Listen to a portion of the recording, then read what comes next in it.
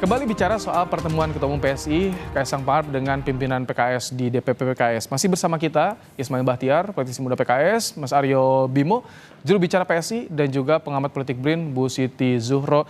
Mas Ismail, apakah betul ini soal mengusung Anies dan Sohibul ini agak deadlock sehingga susah dan diajaklah PSI. Tapi kan PSI juga gencar nih mendorong Kaisang. Kenapa nih? Kenapa mengundang PSI dari PKS ini? Pertama kan pilkada politik ini kan matematikanya jelas, Mas. Bahwa 18 kursi PKS ditambah 8 kursi PSI itu sudah cukup. Artinya apa? Ini adalah salah satu ruang opsi-opsi yang kemungkinan akan kita kolaborasikan. Tentu saja sama yang disampaikan oleh pengamat kita tadi bahwa Jakarta ini bukan satu-satunya opsi. Kalau kita lihat bagaimana survei Mas Kaisang di Jawa Tengah menempati urutan pertama, ya saya kira juga PKS melirik bahwa ini adalah potensi yang bisa dikolaborasikan. Bahwa satu hal antara PSI dan PKS hari ini semangatnya sama, spiritnya sama, sama-sama ingin berkolaborasi, membangun bangsa, tujuannya buat NKRI. Sehingga persepsi orang yang selalu menyampaikan bahwa sepertinya PSI dan PKS susah untuk bersama, hari ini menjadi jawaban bahwa ternyata PKS dan PSI insya Allah bersedia dan siap akan membangun kolaborasi bersama. Entah itu membangun koalisi di Jakarta aman ataupun di daerah lain sebagaimana daerah-daerah yang sudah terbangun sebelumnya. Insya Allah sebentar lagi di press conference akan disampaikan oleh pimpinan kami. Oke. Atau selain pilkada juga dibahas ini jadi jalan bagi PKS untuk gabung ke Kim, Mas Ismail? Oh, saya kira kalau itu jauh lah. Tadi sedikit pun pembahasan soal itu nggak dibahas. Hari ini murni silaturahim, sedikit-sedikit menyentil soal berbagai daerah yang mungkin dikolaborasikan, termasuk beberapa daerah yang sudah dikolaborasikan. Jadi tadi saya sebut Banten, Lebak, dan beberapa daerah yang lainnya. Nah, kalau dari PSI gimana, Mas Aryo? Apakah soal mengajak PKS untuk gabung ke Kim ini juga akan dibicarakan? Karena tadi Mas Ismail meninggalkan ruang pertemuan nih. Apakah ini dipersiapkan juga dari Kaisang?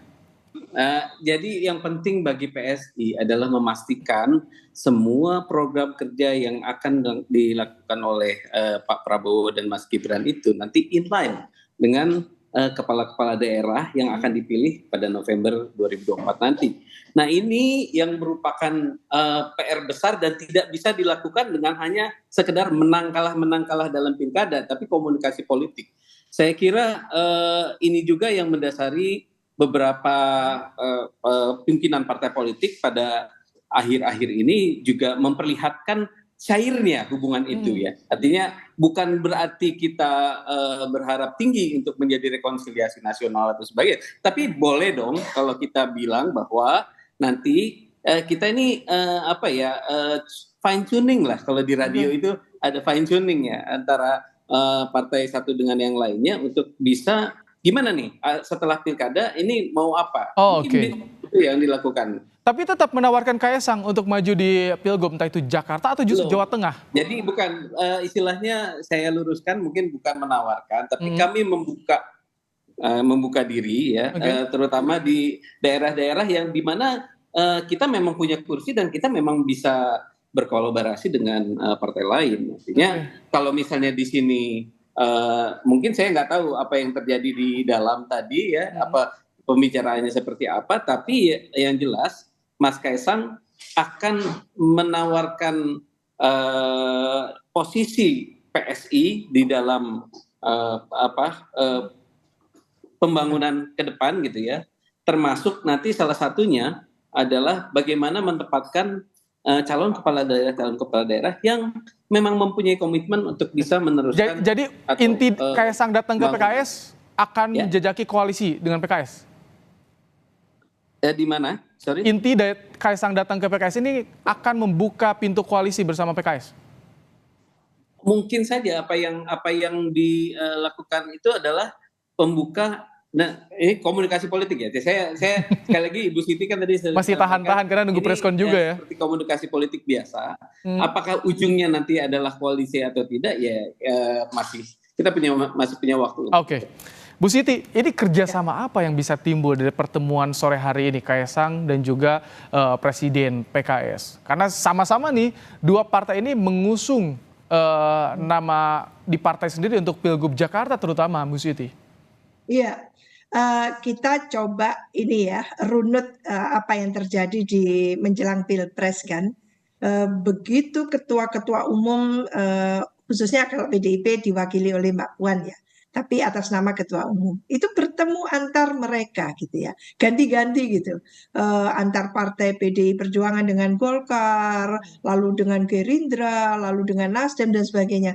Itu sebenarnya intinya adalah menjajaki ada kesamaan, banyak kesamaan atau banyak perbedaannya.